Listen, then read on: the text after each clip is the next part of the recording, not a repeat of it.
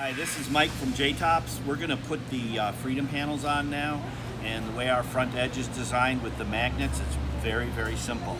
You simply pull the plastic, the nylon strip out from the front of the windshield, and then you take it and you lightly fold it right back to this part right here, okay?